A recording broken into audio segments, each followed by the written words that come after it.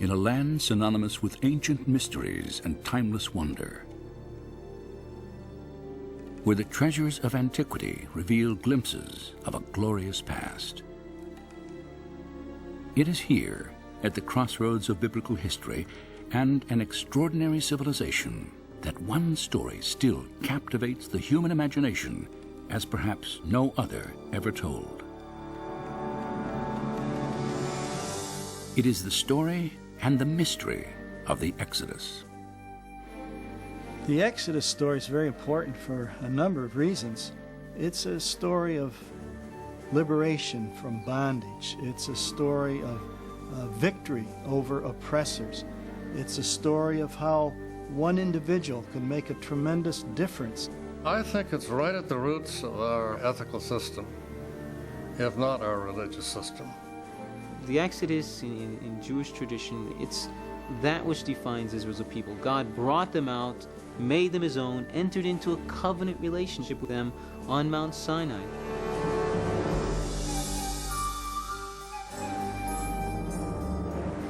The Exodus story has endured for more than 3,000 years, and the power of its message and imagery is undeniable.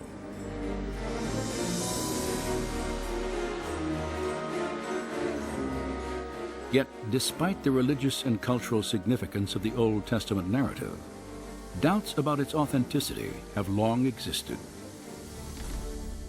Scholars generally have rejected the historicity of the Exodus account, and this is because of this lack of direct evidence outside the Bible that would substantiate these events. And this is why you have, in scholarly circles, great skepticism about whether we can ever establish firmly a root of the Exodus, or even that there was an Exodus. The skepticism of the archaeological community has triggered many questions about the biblical narrative. Did Israel's exodus from Egypt actually occur? If it did, then why has so little evidence been unearthed? Were the people and events described in the biblical account real, or nothing more than elaborate fiction?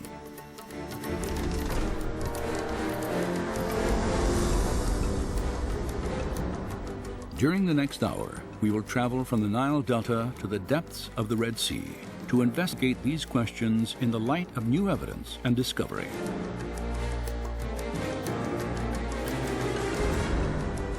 On this journey, we will explore and test the biblical record. For if there's any historical truth to accounts of the Exodus, then some evidence of Moses and the children of Israel should still exist, even if it lies buried under water and sand.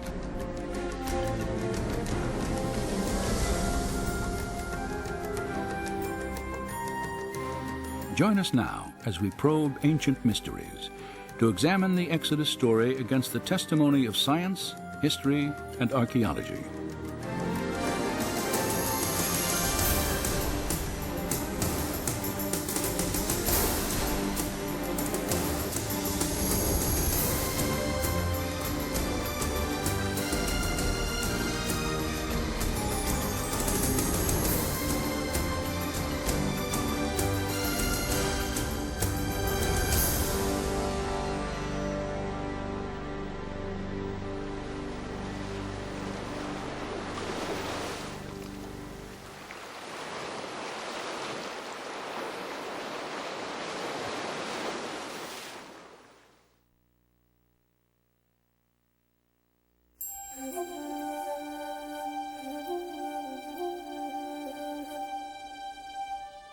Then Pharaoh spoke to Joseph, saying, "The land of Egypt is before you. Have your father and brothers dwell in the best of the land. Let them dwell in the land of Goshen."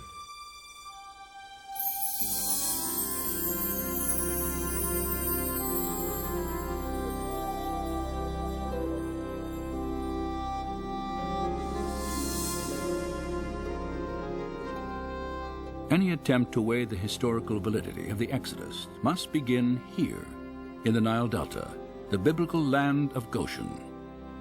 For according to the Scriptures, This is where Israel first settled in Egypt.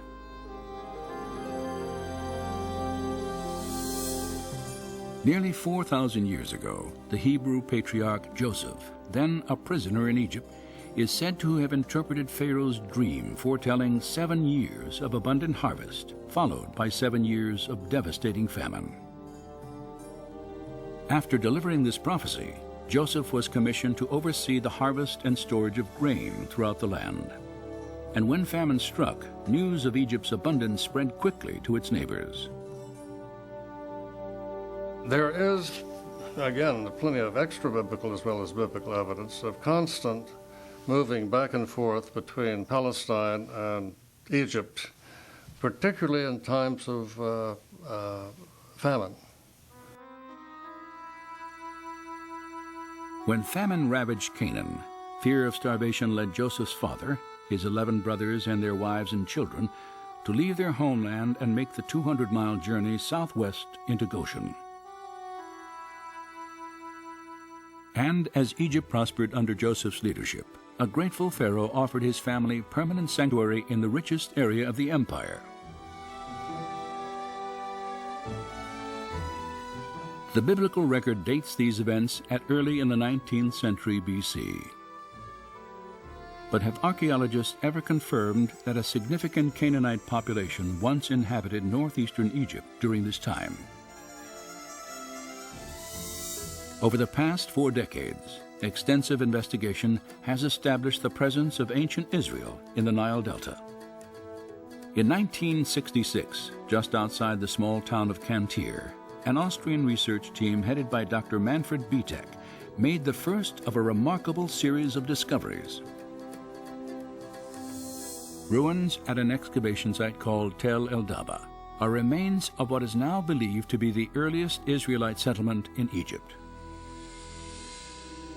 Studies of pottery fragments and construction techniques have verified that primitive mud walls here were once part of an unfortified village built by Canaanite farmers in the middle of the 19th century BC. Manfred Bietek's work has provided us with the only tangible evidence for the presence of Israelites in Egypt. The earliest Asiatic occupation at Tel El Daba is in Area F, Stratum D2. And this is a very interesting level because the people living there were pastoralists, living a very simple lifestyle. They had very small structures that they lived in, evidence for keeping animals in pens and so on.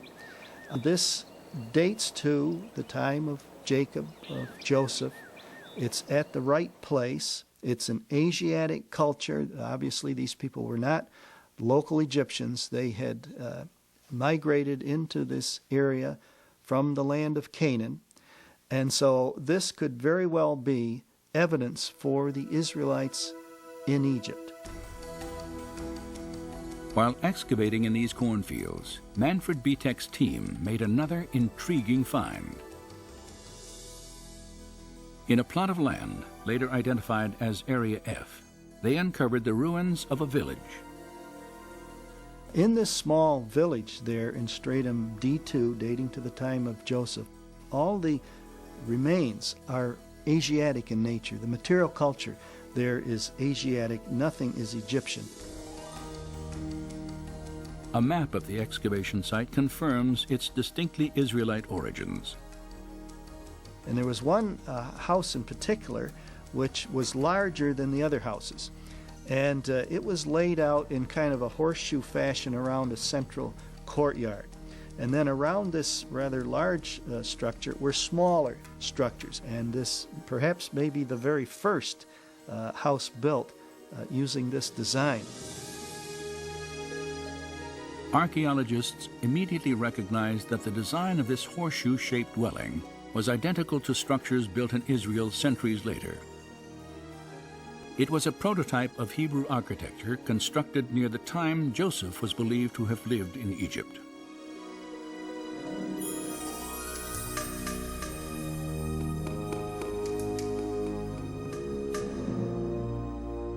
And Joseph died, But the children of Israel were fruitful and multiplied, and the land was filled with them.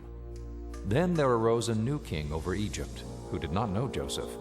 And he said, Look, the people of the children of Israel are more and mightier than we. Come, let us deal with them, lest they join our enemies and fight against us.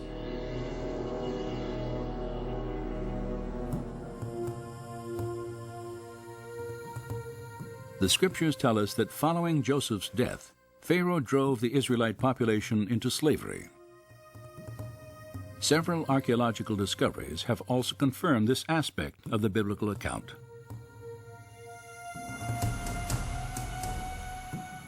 Excavations throughout the Nile Delta have unearthed walls of mud brick resembling those the Bible states were once molded by the hands of Israelite slaves.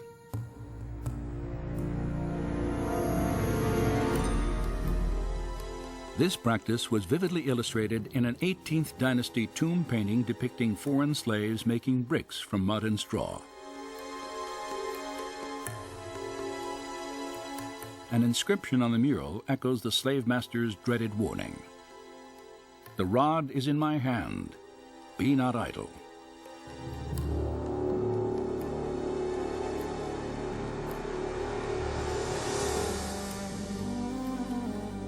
Another mural, carved in a tomb wall during the 15th century BC, shows Canaanite slaves working in the vineyards of Goshen. And fragments of the Brooklyn Papyrus, dating back more than 3,700 years, report the transfer of domestic slaves from one Egyptian owner to another. Each slave was listed by name. More than half the names noted were characteristically Hebrew.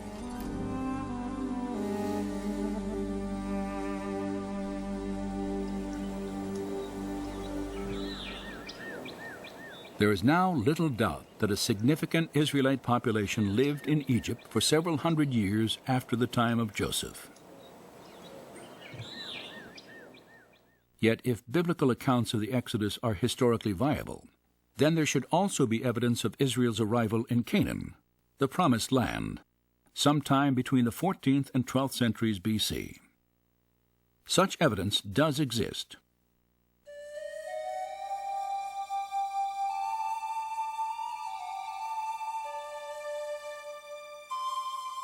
More than 3,200 years ago, the pharaoh Merneptah ventured out of Egypt on a military campaign through the land of Canaan.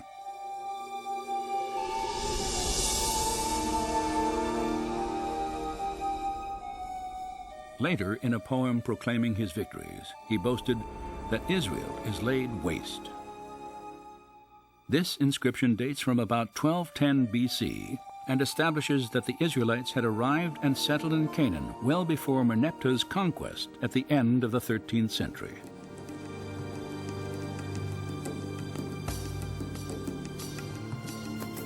Additionally, at Tel Amarna in Egypt, archaeologists have uncovered a series of letters on cuneiform tablets. Many were authored by Canaanite rulers early in the 14th century BC. These letters contain desperate pleas to the Egyptian pharaoh Akhenaten for military assistance to defend Canaan from nomadic invaders. One of them warns that if Pharaoh does not act, all Canaan will be lost.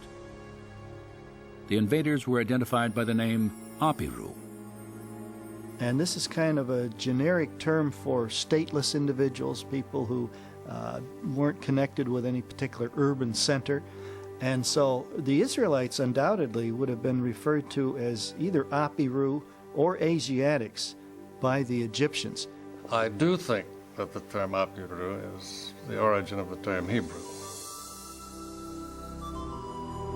If the name Apiru referred to the Hebrew people, then the Tel Amarna inscriptions provide strong evidence for the presence of Israel in Canaan. They also suggest Israel may have entered the country earlier than scholars had previously thought, at the beginning of the 14th century BC. Recent excavations of the Canaanite city of Hatzor could also support a 14th century Israelite invasion. Evidence has been uncovered that the city was destroyed at least twice during the period described in the biblical books of Joshua and Judges. Scattered among the remains of a large palace were Egyptian and Canaanite idols, their heads and hands intentionally chiseled off. Archaeologist Amnon Ben-Tor has concluded by process of elimination that the invading Israelites must have ravaged Hatzor, for neither the Egyptians nor the indigenous Canaanites would have purposely destroyed their own gods. So we should expect to find evidence in Canaan for the conquest. And when we examine some of the places that are named in the book of Joshua, we do indeed find archaeological evidence to back up the biblical account.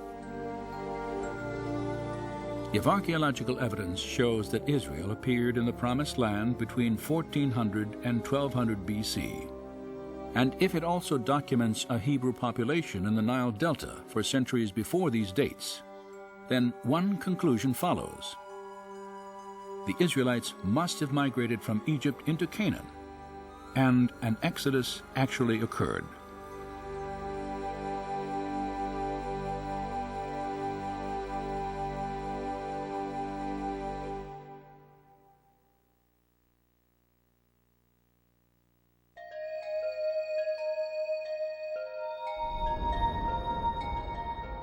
When you have brought the people out of Egypt, you will worship God on this mountain.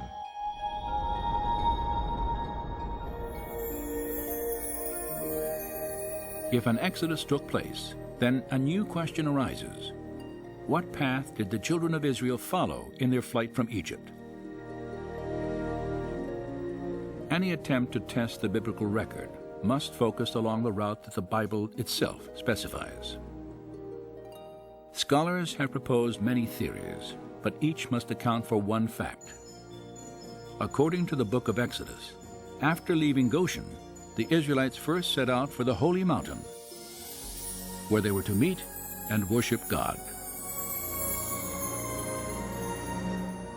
Moses and his people traveled to a mountain known in the scriptures by two names, Horeb and Mount Sinai. Controversy has long surrounded its actual location. If you read the literature on the identification of Mount Sinai, you'll probably find 15 or 20 mountains which have been named by scholars, with scholarly arguments as to why this rather than that is Mount Sinai. It's chaos of critical conflict. Of the many sites proposed for the mountain, the most well-known stands in the southern tip of the Sinai Peninsula.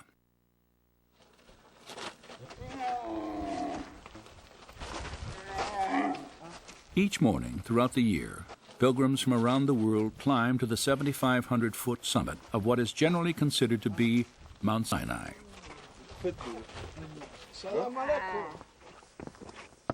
Few who walk these well-worn steps realize exactly how this mountain was first identified as the place where the Israelites encountered God. In the 3rd century CE, you have the rise of the Christian monastic movement, Christian ascetics going off in the desert to get alone with God, following very consciously the patterns of Moses and Elijah. And some of the Christian ascetics in Egypt moved into the Sinai Peninsula. That was their new area for the desert, the new area in which they would seek God, get alone with God. No civilization there, hardly any cities or villages except along the coast. And for them, they had engaged in an exodus from Egypt. They came out of Egypt, lived in the Sinai Peninsula, and this was their holy land. They read the biblical text with an allegorical approach. They see symbols and images of things everywhere. And then you looked around, the large mountains there, Jebel Musa and some other, and it looks a lot like what probably Mount Sinai might have looked like. So already, probably by 350, it seems that some of these monks developed a tradition of identifying Jebel Musa, Jebel Katrina, one of these other mountains in the Sinai Peninsula with the mountain on which Moses himself had actually ascended. By early in the 4th century A.D., Christian pilgrimages to this mountain had become commonplace. And today, a chapel and a monastery stand at the base of this traditional site of Mount Sinai. Since 1956, archaeological teams have searched for evidence that Moses and the Israelites once camped here for nearly a year after their flight from Egypt. Well, the Department of Antiquities brought together bands of archaeologists, both Israeli and non-Israeli, to try to do the most comprehensive survey imaginable, because they knew that Sinai was going back to Egypt. So there was intense surface exploration, and when we go to Sinai, we can't find anything. It is tabula rasa so far as the period of Moses is concerned. It was empty. When it was under Israeli control, they found nothing really which would suggest Israelite interest in that area. Out of over 8,000 inscriptions from the southern half of the Sinai Peninsula, only a handful are Hebrew or Aramaic, hardly any. And so the tradition of identifying one of the mountains in the Sinai Peninsula with the Mountain of Moses was a Christian invention, purely a Christian invention, without any Jewish precedence whatsoever. No Jews were ever interested in the Sinai Peninsula with any respect, anyway, to Moses. Does the lack of Hebrew tradition and archaeological evidence discredit the biblical record, as many skeptics have argued? Or does it indicate that Mount Sinai stands somewhere other than the Sinai Peninsula?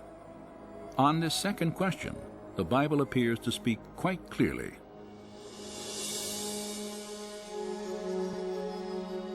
Now it came about in those days that Moses went out to his brethren and looked on their hard labors. And he saw an Egyptian beating a Hebrew. And when he saw there was no one around, he struck down the Egyptian and hid him in the sand. When Pharaoh heard of this matter, he tried to kill Moses. But Moses fled from the presence of Pharaoh and settled in the land of Midian.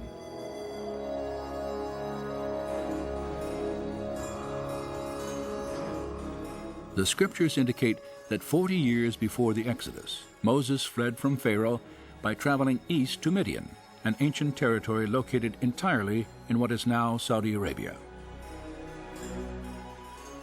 If Moses were fleeing from incarceration in Egypt for murdering an Egyptian, then this would be an ideal place to find refuge.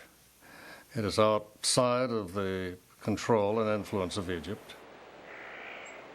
Moses' decision to hide in Midian may have been influenced by the presence of the Egyptian military in the Sinai Peninsula.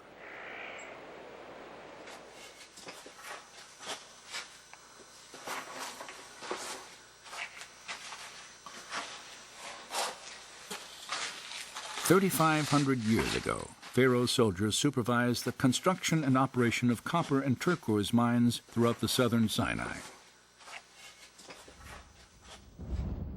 Inscriptions on their walls and the surrounding ruins of ancient temples still provide graphic evidence of Egypt's presence here during the years of Moses' exile. It is doubtful that, as a fugitive, Moses would have lived or traveled anywhere in the South Sinai with an army committed to his capture close at hand. The prospects of sanctuary in Midian, however, were far greater.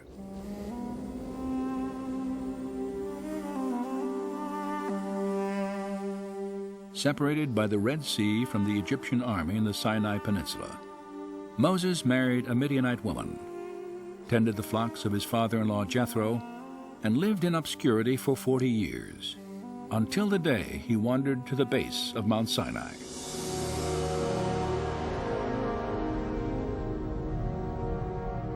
There, God spoke through a burning bush and revealed his plan to free Israel from bondage. Given the biblical record, some believe that Mount Sinai must be in Midian. But is there any other evidence to support this theory? Several Jewish documents, some written 600 years before Christian traditions, locate the Mountain of God in Midianite territory.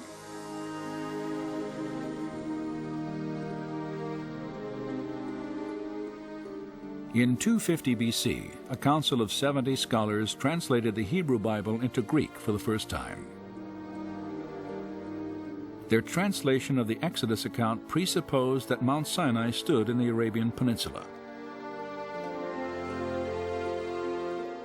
3 centuries later, the Jewish philosopher Philo placed the mountain east of the Sinai Peninsula and south of Palestine. At the same time, the Apostle Paul, who was educated under the Rabbi Gamaliel, also located Mount Sinai in Arabia. So Paul and Philo, when they use the word Arabia, they're not thinking of the Sinai Peninsula. Once again, I think that point needs to be emphasized very clearly. The terminology Arabia in the first century, Greek geographers usually have in mind the Arabian Peninsula. That's how that term is used. Perhaps the most specific description of Mount Sinai's location can be traced to the first-century historian Josephus, who wrote, "It was the highest of mountains, near the city of Madian." Shortly after this account, Madian was identified in the Arabian Peninsula by the Greek geographer Ptolemy. And 1900 years later, archaeologists excavated this city that, according to ancient records, had once stood near Mount Sinai. The ruins of Madian lie just outside the modern-day town of Al-Bad, near Saudi Arabia's northwest coast. Josephus and other texts seem to be fairly clear in Jewish tradition in locating Mount Sinai somewhere in the region around the city of Madian. So the notion that Mount Sinai is not in the Sinai Peninsula is something that many scholars have argued for years.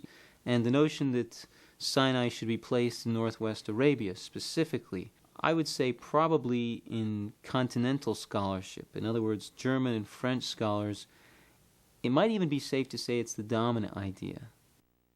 I think there's an increasing opinion that Mount Sinai is to be found in northwestern Arabia.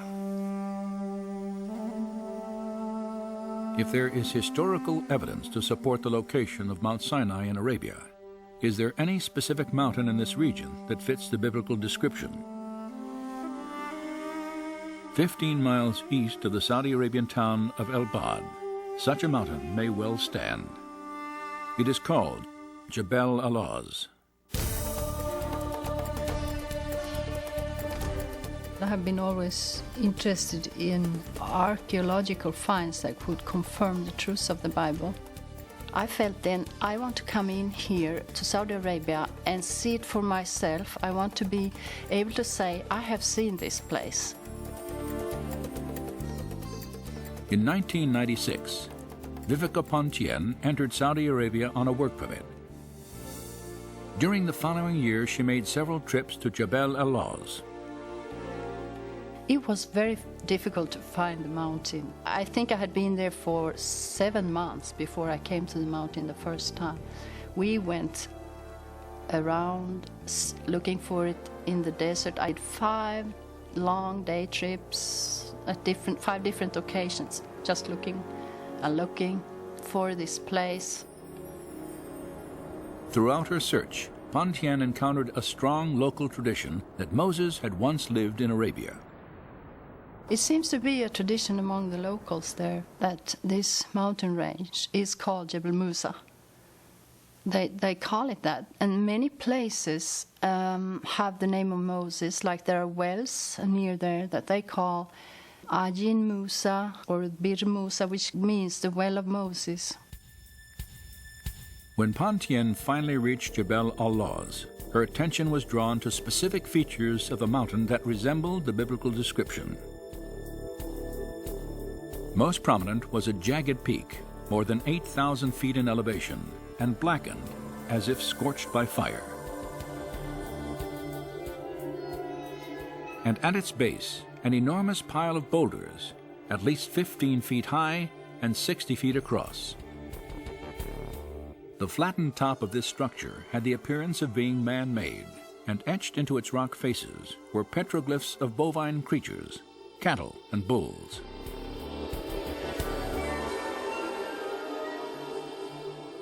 The distinctive horns in some of the inscriptions resemble those found on pictures of sacred Egyptian Apis bulls.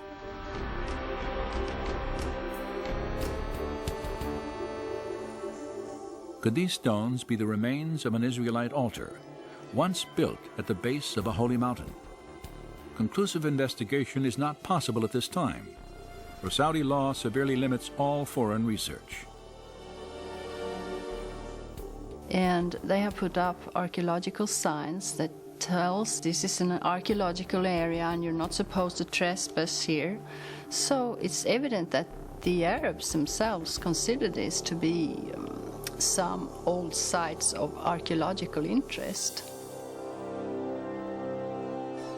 Satellite photos of the area have revealed another geographical feature that parallels the biblical account: a sprawling plain of more than 10,000 acres. Flat, surrounded by mountains, and adjacent to the dried bed of an ancient river, it could have provided an ideal place for the Israelite encampment 3,500 years ago. Just west of the mountain stands another possible link to the Exodus account: a towering rock 60 feet high. It is split from top to bottom, and evidence of water erosion is etched into its base.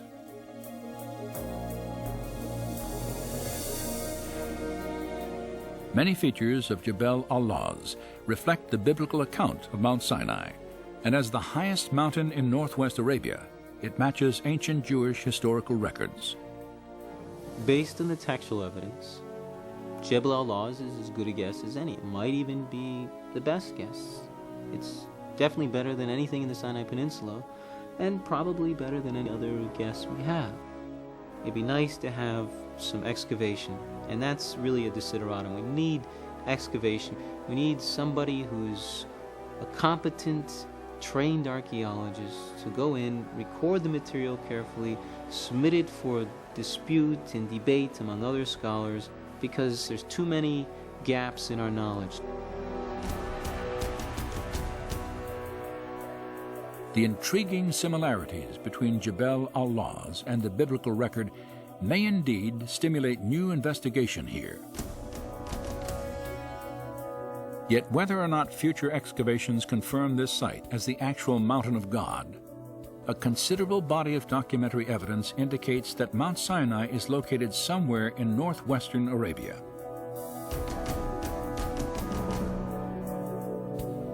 As a result, we have 2 points by which to plot the first stage of Israel's exodus. For Goshen provided a beginning, and Midian a destination and direction. And between them must lie a body of water.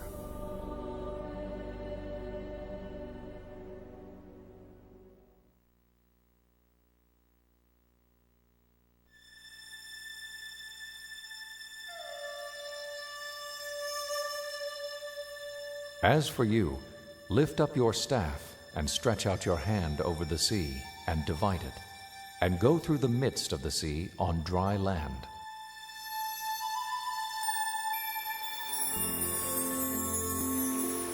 The Exodus account states while on their journey to Mount Sinai, the children of Israel encountered a seemingly insurmountable obstacle: the waters of the Red Sea. Most searches for their crossing point have centered on 5 sites that straddle the eastern border of Egypt, as defined in ancient times.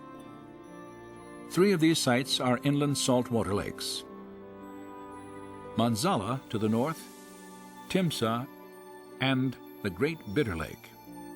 Another location, the dry bed that was once Lake Bala, has also been considered. The 5th possibility is on the northern end of the Gulf of Suez, at a beach whimsically named on tourist maps as Pharaoh's Bath. 3,500 years ago, each of these bodies of water would have been relatively shallow, ranging in depths from about 3 to 50 feet. Not surprisingly, naturalistic explanations for the Israelites' crossing are common here, including a receding tide or strong wind that could have lowered water levels enough to allow for passage on foot.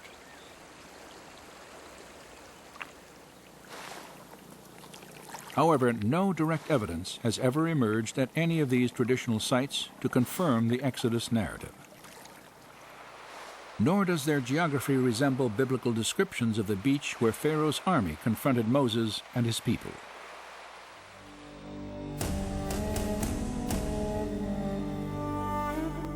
For Pharaoh will say of the sons of Israel, "They are wandering aimlessly in the land.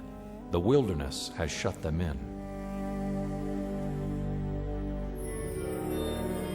As Israel approached the Red Sea, Pharaoh received news that they had wandered into a dense wilderness of mountains and canyons.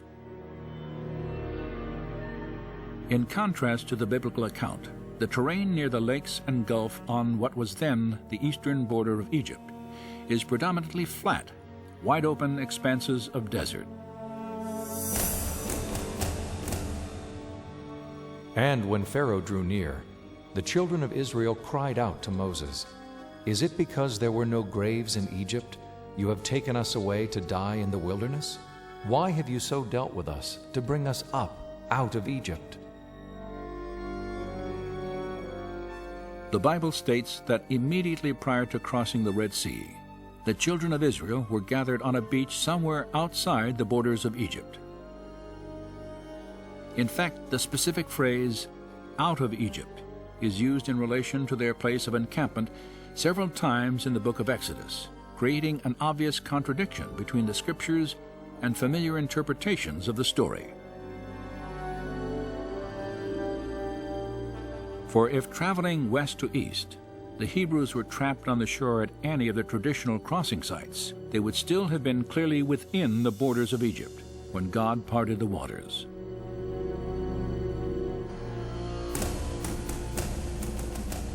Was it not you who dried up the sea, the waters of the great deep, who made a road in the depths of the sea?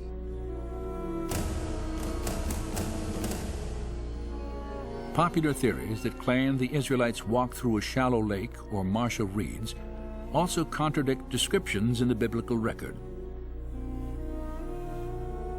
The Hebrew writers refer to the Exodus crossing point as a great deep, the mighty waters, and the depths of the sea.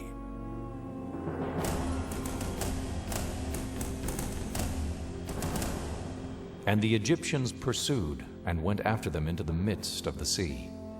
Then the waters returned and covered the chariots, the horsemen, and all the army of Pharaoh. Not even one of them remained. In the first century, the historian Josephus numbered the Egyptian army at 250,000 men. Skeptics have long questioned how every soldier and horse in an army of that magnitude would have drowned in a shallow lake they could have easily traveled around. No direct evidence of a crossing anywhere along the eastern border of ancient Egypt has ever been discovered. As a result, accounts of the Exodus are often dismissed as fiction or legend. However, this absence of evidence could again indicate that archaeologists have been looking in the wrong places.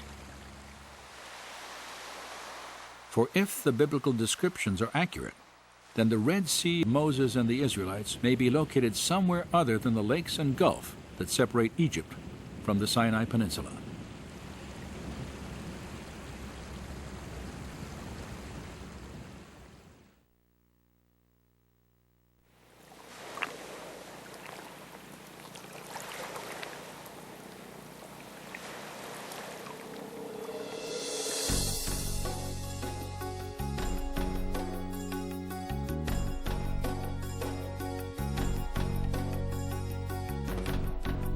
Well, I'm a scientist, so I try to analyze things and I try to go to the bottom with different issues, and the goal for this trip is to look at the Bible text as a book of history, a book of historical events, and that they describe something that really has happened, and then from the text try to understand what really could have happened. In the spring of 2000, Dr. Leonard Moeller took part in an expedition through Egypt and the Sinai Peninsula. Moeller is a medical research scientist at the Karolinska Institute in Stockholm, Sweden. He is also trained in the field of marine biology. His skills in analytical research, coupled with a deep interest in biblical archaeology, had drawn him to the Middle East on many occasions. Now, as a member of an international team organized by Discovery Media Productions, he had come to the Gulf of Aqaba to renew his search for evidence of the Israelites' Exodus journey. For several years, Moeller studied historical and documentary evidence suggesting Midian as the probable location of Mount Sinai. He realized that to reach the mountain of God, the Israelites would have first crossed a body of water located east of Egypt's ancient borders. The land of Midian is always on the east coast of the Gulf of Aqaba. And the mountain was in the land of Midian. There Moses saw the burning bush, etc. So if the mountain is on the east coast of the Gulf of Aqaba, and if the land of Midian is there, and if all these events took place there, they have to cross some water to get there. And therefore the Gulf of Aqaba is of great interest. As the right arm of the Red Sea, the Gulf of Aqaba separates the Sinai and Arabian peninsulas. Moeller recognized several specific connections between the Gulf and biblical accounts of the Exodus. A prime example is found in the book of 1 Kings.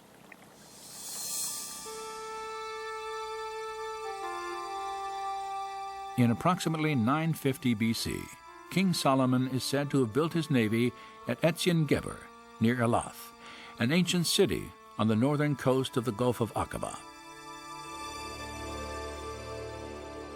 According to the Hebrew text, this gulf where Solomon's ships were harbored was called Yam Suf. Most likely we talk about the Red Sea as the Gulf of Aqaba. We know that it's called Yam Suf, which is the Red Sea. We know that King Solomon had his fleet in Yam Suf.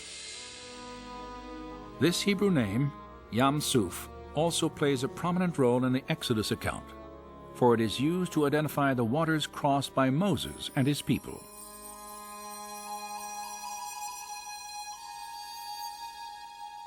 The geography of the Gulf of Aqaba also resembles biblical descriptions of the Yam Suf God once parted for Israel.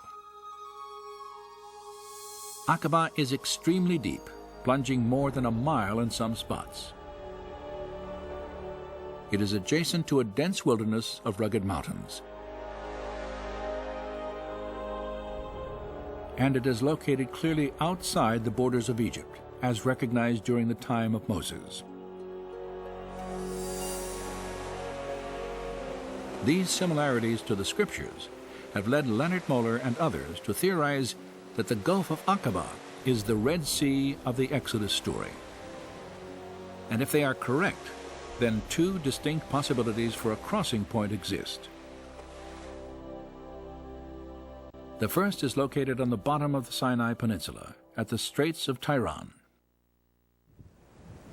This channel, 5 miles across, is one of the most popular recreation areas on Earth, as spectacular reefs and marine life attract divers from throughout the world. But the topography of the seafloor here would have made an Israelite crossing highly unlikely. For less than a mile offshore, a subterranean canyon plunges nearly 1,000 feet at a grade so steep, passage on foot across jagged coral beds would have been virtually impossible, even if the waters were miraculously removed. "70 miles north of the straits, near the center of the Aqaba coast, another potential crossing site extends into the sea. It is called the Nuweiba Peninsula. It sort of breaks out from the mountain ranges. I mean, there's nothing south of it and nothing north of it, if you follow the shores.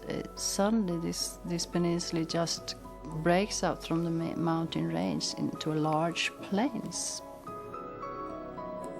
This is probably the only place at the Gulf of Aqaba, the western shore, where you could gather as many people as the Bible states that they were. Satellite photographs of the Nuweiba Peninsula clearly reveal its distinctive geography. This triangular-shaped beach would be the focus of a remarkable search for evidence of the Israelites' journey.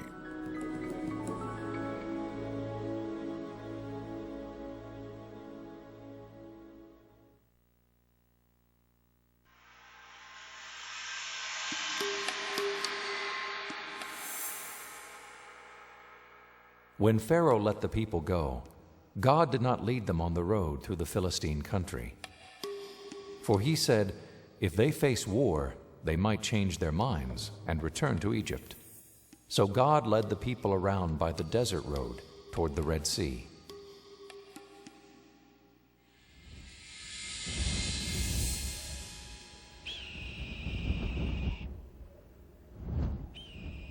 If the Israelites traveled from Goshen to the Aqaba coast, then the biblical description of their route to freedom is very specific. They walked a road through the Sinai Desert in the direction of the Red Sea. During the time of the Exodus, 3 main roads existed in the Sinai. The way of the Philistines traced the Mediterranean coast past a series of Egyptian military outposts. Understandably, the Israelites did not follow this path. The way of Shur, an inland trail, terminated not on the shores of Yam Suf, but in the vast desert of southern Canaan. Only the southernmost road, a trade route that stretched from Egypt to the top of the Red Sea and then on to Midian, matched the biblical description.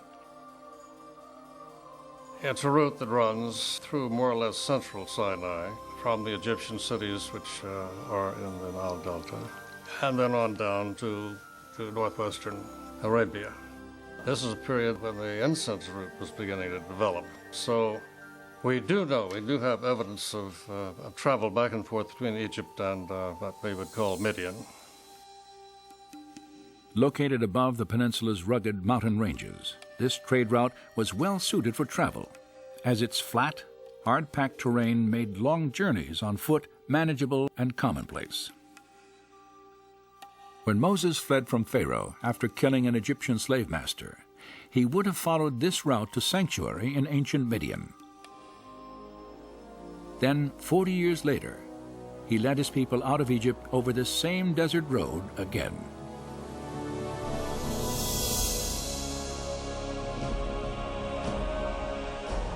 And the Lord was going before them in a pillar of cloud by day to lead them,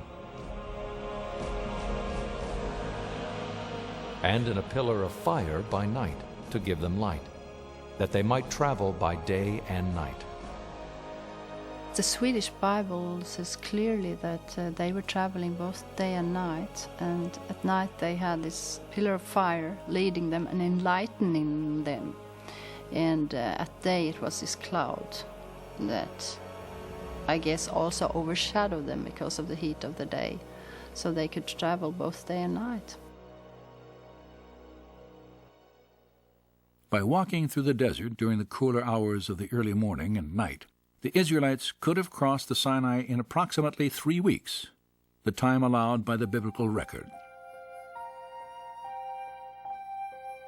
The scriptures imply they had a significant head start on the Egyptian army, for many days passed before Pharaoh decided to bring Israel back into captivity. Then, while his army prepared to give chase, he received a surprising report of Moses' path through the wilderness. Now the Lord spoke to Moses, saying, Tell the sons of Israel to turn back and camp before Pi-hahiroth, between Migdol and the sea. For Pharaoh will say, They are wandering aimlessly in the land. The wilderness has shut them in.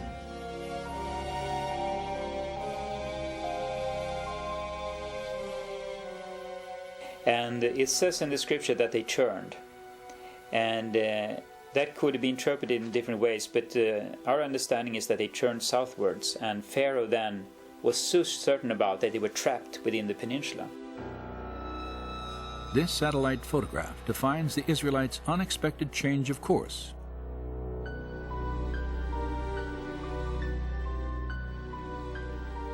They had entered a winding maze of dry riverbeds that branched off the southern trade road in a twisting path to the coast. And within this canyon, called Wadi Watir, Moses and his people were hemmed in between walls of rock 2,000 feet high.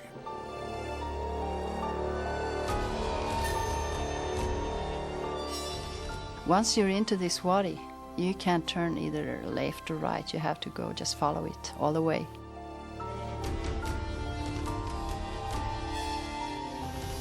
You have huge mountains on each side, so you can't get anywhere else except follow this valley.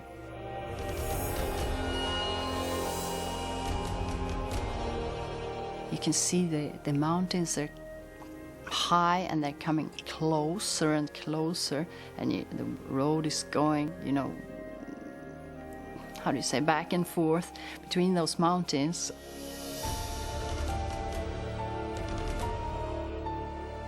After walking 18 miles through the wadi, the Israelites caught their first glimpse of the mouth of the canyon and an even greater obstacle that now stood before them. Suddenly, as you get through, after a long while, this big plain just opens up, into the Red Sea. Upon exiting the Wadi Watir, Moses would have assembled his people at a place called Pi-hahiroth. Though its location remains controversial, the meaning of this Hebrew name may point to the site of the Israelites' encampment. For the word Pi-hahiroth translates mouth of the gorges, a perfect description of this beach formed by sand and rock washed through the canyon by seasonal rainfall. From here, according to the scriptures, Moses and his people could travel no farther.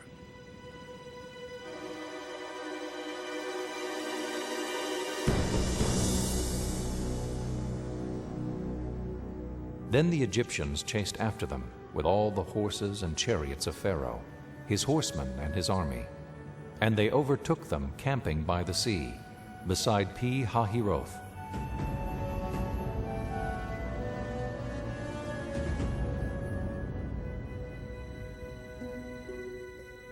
The historian Josephus provides another clue about the location of Pi-hahiroth, for his description of the Israelites' crisis matches the terrain surrounding Nuweiba Beach.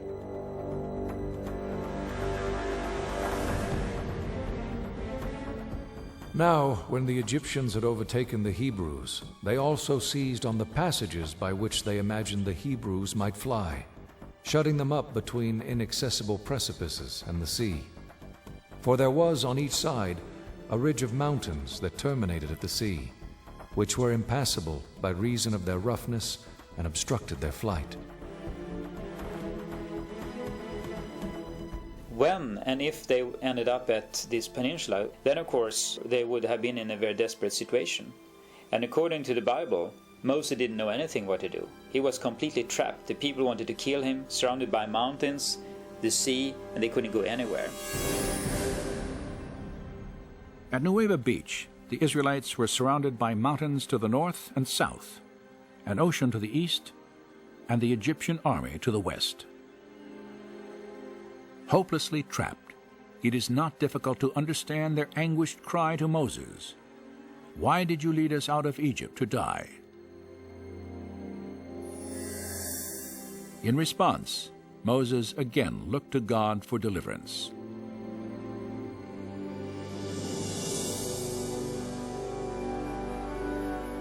Then Moses stretched out his hand over the sea, and the Lord swept back the sea, and turned the sea into dry land, so the waters were divided. In all of Scripture, there may be no more dramatic image.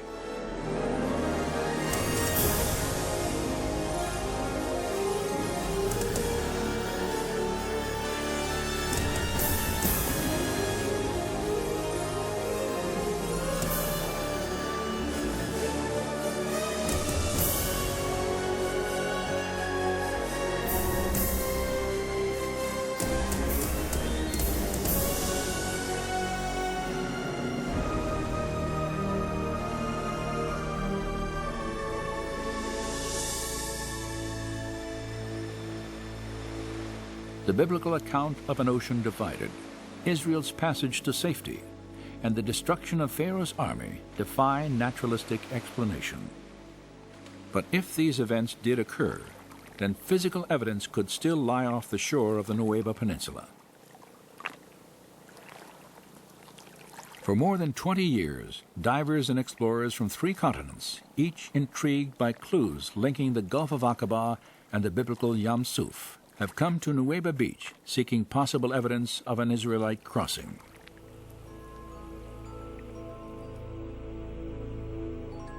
Their search focused on the 600 chariots the Bible says were destroyed in the Red Sea.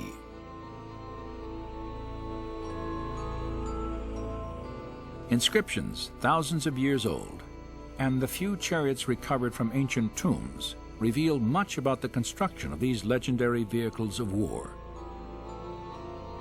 Could any of them actually be found on the seafloor off the Nuweiba Peninsula? The first time I came to Nuweiba, the purpose was to verify, to document, and to establish hypotheses that this could be a link in the Exodus pathway. Based on his analysis of documentary evidence, Leonard Moeller had long suspected the Aqaba coast as the probable location of the Red Sea crossing.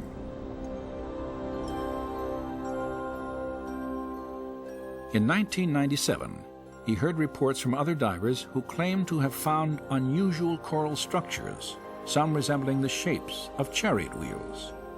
Moeller decided to investigate these claims for himself. The first time I was diving there, of course, we were then looking for possible artifacts. And I had seen on some pictures what we could look for. I was skeptical and excited, because if this is the place for the crossing, then of course that's a big thing. So I was excited about that. But I was also skeptical because 3,500 years, that's a long time. But if Nuweiba is the crossing site, then of course you would expect to find remains of the Egyptian army. Like others who had explored Nuweiba before him, Moeller immediately recognized the difficulty of this search. If we assume that a number of artifacts were spread out on the seabed, sooner or later corals would start to grow on them. And of course, if you have a number of layers of coral growing on something, it's very hard to distinguish the structure that was there from the very beginning. Though the coral complicates any search here, it may have been instrumental in preserving the shapes of ancient artifacts. For coral is a living organism that will not begin to grow on a foundation of sand or silt. Instead, it must first attach itself to a solid object, where it will sometimes conform to the shape of its host. So for instance, if it would grow on a wooden artifact, the wood would normally disappear in the seawaters after a time. But if you have corals growing on the wooden artifact, the coral could have the shape of the wooden artifact. And then the corals would consume the wooden material over periods of time, but still keep the shape of the wooden artifacts. During the course of his explorations, Moeller observed that the pattern of coral growth at Nuweiba differed from other parts of the Gulf.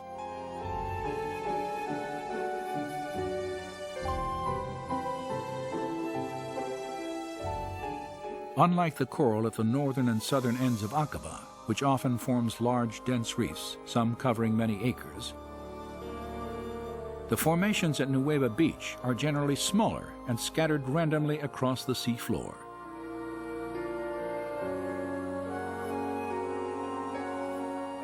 Divers familiar with the area have compared the distribution of coral here to a junkyard and the aftermath of a disaster.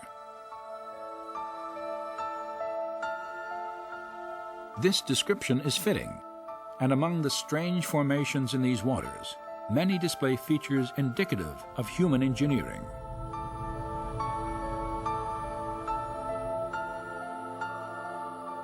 When we dive and when we film at the Nuweiba location, we look for certain structures, and you try to look for 90-degree angles or circular objects, wheel-like structures. So that is what you scan for, so to speak, when you dive. There are situations where you see something that looks like an axle, a hub, something that looks like a wheel, and you say to yourself, this is not a coral reef, this is a coral growth on an artifact. And that is what's different to me when I compare corals at other locations around the world. Since the earliest explorations at Nueva, one distinctive type of formation has often been identified on the sea floor. A slender, table-like structure, sometimes standing on end, with a coral-encrusted base, a straight shaft, and a circular top. It's a 90-degree angle, a right angle, between something that looks like an axle and the wheel. And you can see this in different varieties, and it looks very different from normal coral growth.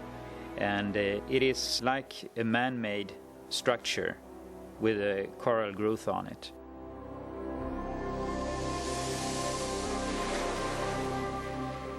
While most of the possible artifacts found off the coast of Nueva are covered with coral, one significant discovery was not.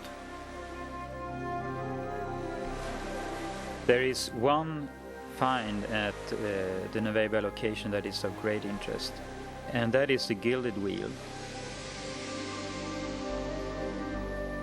It is a wooden basic structure of the wheel, and it's covered with gold, or electrum. It's a mixture of silver and gold, and corals have not been able to grow on it. It's been very well preserved. Although it's very fragile, it seems like the wooden content has been dissolved. So I mean, you could break it if you would try to remove it. After its discovery, the fragile wheel-shaped veneer was photographed, then left in place on the sea floor. Later analysis revealed that its dimensions and design resembled four-spoke chariot wheels painted on an 18th dynasty tomb wall near the biblical date of the Exodus.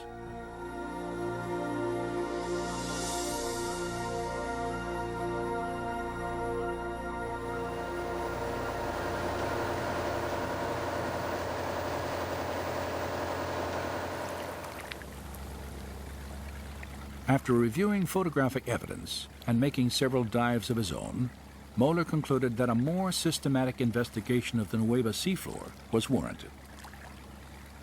He realized that the limited diving time afforded by scuba equipment would never allow an extensive search of the area. A higher level of technology was necessary, and in the spring of 2000, the Discovery Media team lowered a robotic camera into these waters for the first time.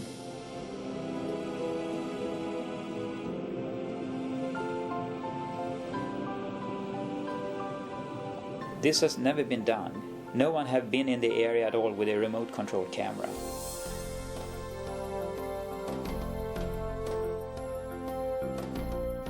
Controlled from the ship, the camera was maneuvered across the seafloor, transmitting video images for study and evaluation. We have been down to some 80-90 meters, so we can go deeper down that we can't do with ordinary diving, and we can be down as long as we like. As in his previous searches at Nueva, Moeller scrutinized the coral for specific shapes. We can see that because it's a 90-degree angle. You see at the seabed here, there are some structures that are just a little bit above the surface of the seabed. They have a cross-like appearance, it's 90-degree angles, and there's a hole in the middle. So the hub would be here? Possibly a hub there, yeah. And the wheel would be a circle around. This would be the rim of the wheel here? Yeah. Okay. So this could be a spoke here, possibly? Yeah, possibly a spoke? Yeah. And what would the diameter of that rim be? Yeah, it's a good question, but we would expect it to be about 1 meter, about 3 feet wide. Okay. In diameter.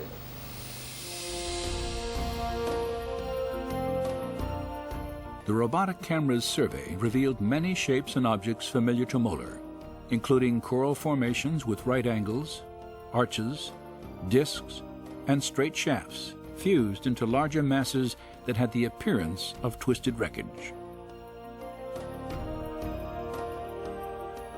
Now, when we have been able to go back and forth with a remote control camera, we can repeatedly see that these strange structures we are looking for are there.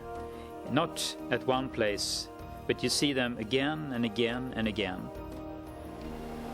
And this could be the outer rim of a wheel going around like The that. abundance of these unusual coral structures was even more apparent when tapes of the expedition were carefully scrutinized during the months following the search at Nueva. Perhaps have a wheel here, standing on the seabed. When you sit and look at these films that has been taken by the remote camera, you see all these strange artifacts or coral growth on some artifacts or structures that appear repeatedly, time after time, at different locations at this spot. And you can sit there and think, well, what is this? This doesn't look like normal coral growth. And it is amazing to see that so many things and such large areas down there that are like a man-made structure.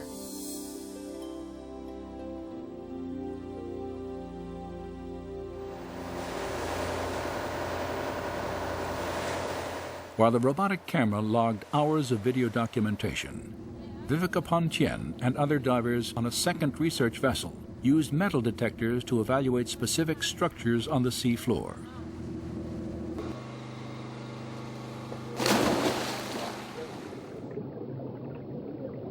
Pontien and her colleagues realized that the wheels of many Egyptian chariots were often reinforced with bronze. They hoped to find evidence of the metal encrusted in coral. A scan of this formation indicated a circular metallic pattern around its edge, perhaps evidence of the broken rim of a chariot wheel. Other coral formations examined also contained fragments of metal.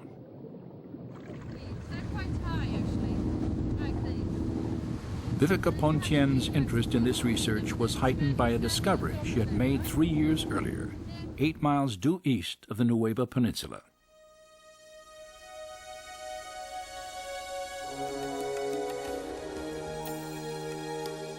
During her stay in Saudi Arabia, Pontien not only searched for Mount Sinai, she also made several dives in an attempt to document evidence of the Egyptian army on the Saudi side of the Gulf. And the Bible tells that Israel saw the Egyptians lying dead on the shore after they came across. So I figured there must be some stuff on the Saudi side. At one spot there is like a very shallow sort of land tongue going out in a straight angle towards Nueva. You could tell it by the shift of the color of the water. You could see how it was turquoise far out, you know. So I thought this would be interesting for exploration, so we did some dives near to that.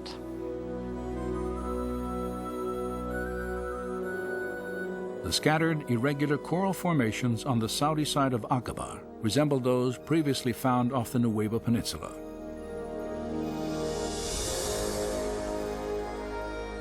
In the midst of them, Pontien photographed this circular object attached to what appears to have been a broken axle or hub. This discovery was significant for 2 reasons. Pontien had documented the coral-encrusted form of a wheel with dimensions similar to ancient Egyptian artifacts directly across from the proposed Nueva crossing site.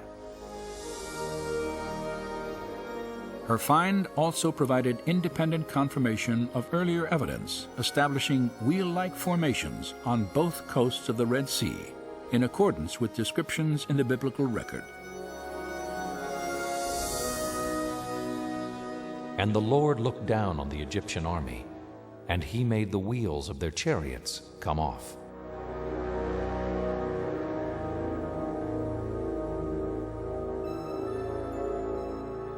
A common question is, why didn't you bring up artifacts? And there are several answers to that.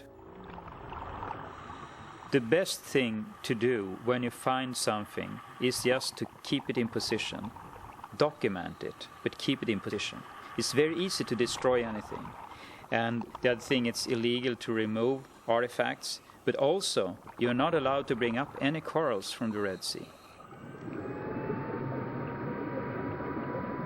While Egyptian environmental laws prohibit removal of any coral for scientific dating and analysis, photographic evidence may provide a link to the time of the Exodus.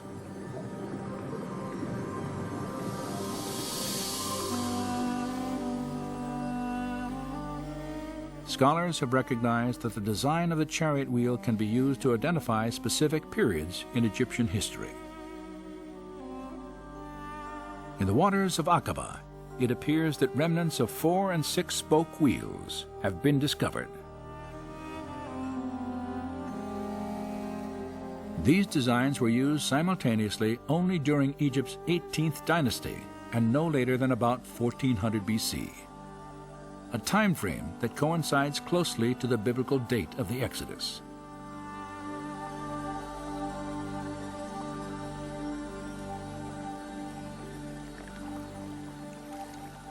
The discoveries made between Nuweiba Beach and Saudi Arabia have been fascinating, but they also raise some obvious questions.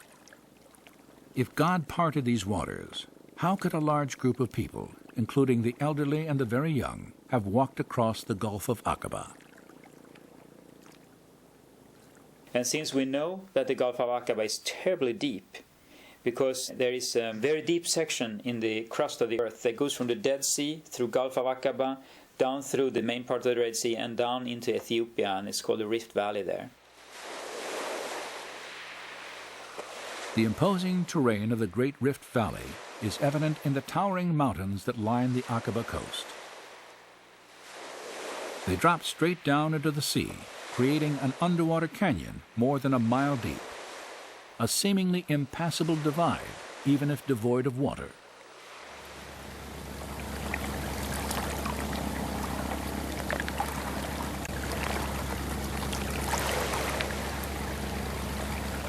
While surveying the subsurface topography of the Nuweiba crossing site, evidence was uncovered that could help explain how Israel walked from one coast to the other.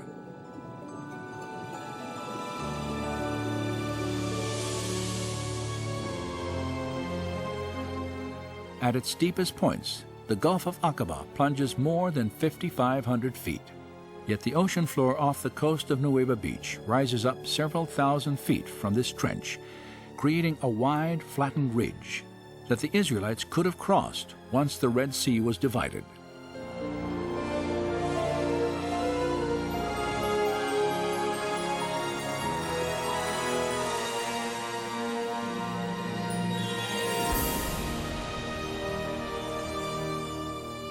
Simulated to scale in this computer animation, the view of the Gulf south of the Nuweiba Peninsula is striking. A chasm, deeper than the Grand Canyon, extends more than 50 miles. Its steep shorelines stand in sharp contrast to the shallow grade of the gently sloping ridge that extends from Nuweiba Beach to Saudi Arabia. It is a ridge that resembles what the Old Testament prophet Isaiah once called a pathway through the mighty waters. The robotic camera was used to evaluate the physical characteristics of this undersea ridge for the first time. It's just flat, extremely flat, and very wide. There are no corals, there are no pieces of rock, and we followed that far out in the Gulf of Aqaba. It got deeper and deeper, but it was very flat all the time. And the interesting thing is also that the material on the seabed is not mud, as it is in the Gulf of Suez or at other places. It's a thin layer of sand or silt. It is easy to walk on it if you take away the water, and there would be no limit to have an enormous amount of people there, except the water, of course, but that's not our problem. That's God took care of that.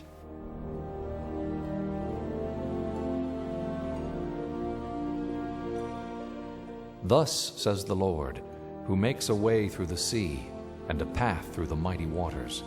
Come and see the works of God. He turned the sea into dry land, and they passed through on foot.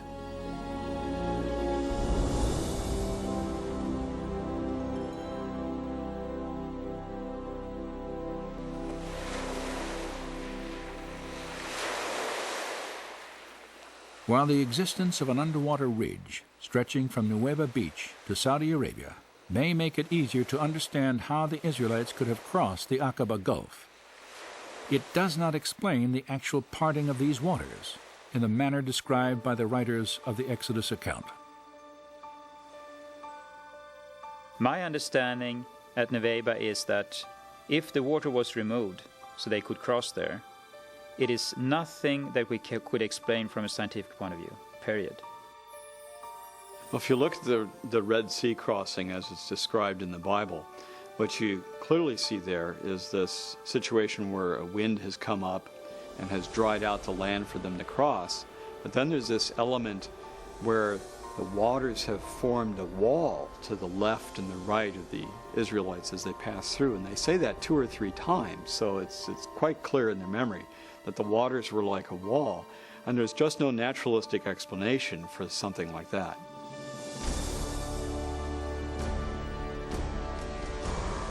For those who accept the idea that God could have divided the Red Sea by performing a miracle, the lack of naturalistic explanation poses no difficulty.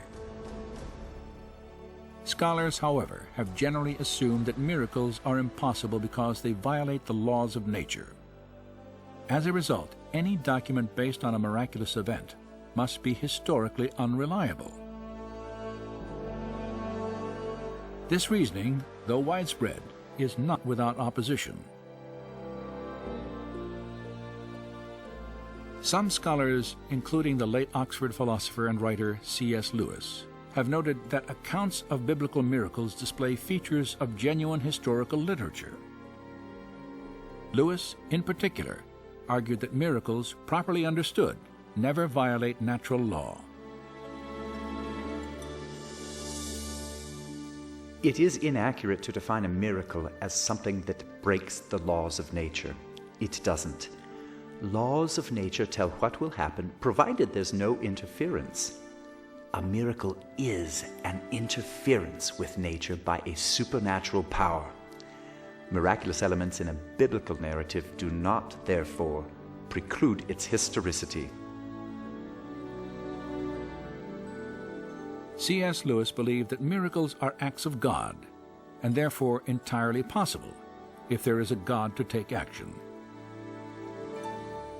If you assume that God doesn't exist, then miracles are impossible, of course. But if God does exist, then there's the possibility that miracles could have occurred. So when we're looking at events in the Bible like this, we have to be objective when we come to the evidence. We have to look at the data and say, is it really clear enough that a miracle might have really occurred here? If we objectively look at the evidence then, and it really seems to lead in the direction of something miraculous, then we need to be open to that. After more than a century of research, where does the body of available evidence for the Exodus now lead?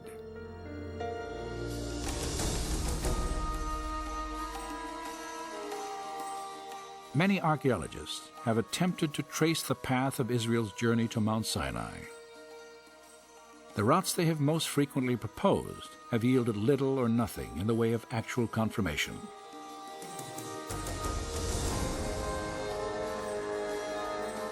Yet today, another theory for the Israelites' path, far different from traditional ideas, may provide a trail of direct evidence for both a miracle and the historical validity of the Exodus account.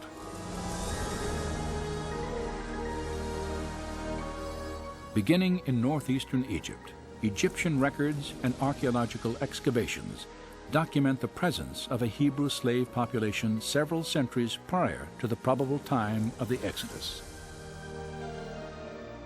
Evidence also shows that the Hebrews later appeared in Canaan, the promised land, after centuries of bondage. Historical documents and possibly archaeological evidence locate the Mountain of God in northwest Arabia, the site of biblical Midian.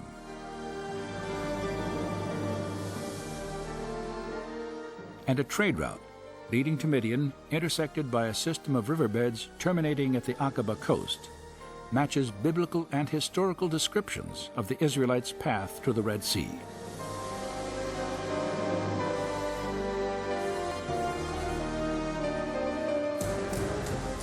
There, in the waters off Nuweiba Beach, structures resembling 18th dynasty chariot wheels lie embedded in coral on an elevated ridge that connects the Sinai and Arabian peninsulas. So then you have a lot of things that you can put together to build a picture, like a puzzle. And we find artifacts, and we find geography, locations and surroundings, so to speak, around this that fits the text very well. Well, a good scientific theory explains a lot of evidence very simply and coherently. And there's a pattern that's coming out of this evidence that really suggests that the biblical record has a lot more historical content to it than what scholars have been willing to grant in the past. So the question no longer is, why don't we find any evidence for the Exodus? But instead, what do we do with this evidence that we now have that clearly seems to support the biblical record? The scriptures tell us that nearly 3,500 years ago, God parted the waters of the Red Sea and led the Israelites to freedom. Did it happen here? Did it happen at all? Is the biblical description factually accurate? As with any historical investigation, we may never know with absolute certainty. And so, perhaps belief in the Exodus will always require a measure of faith.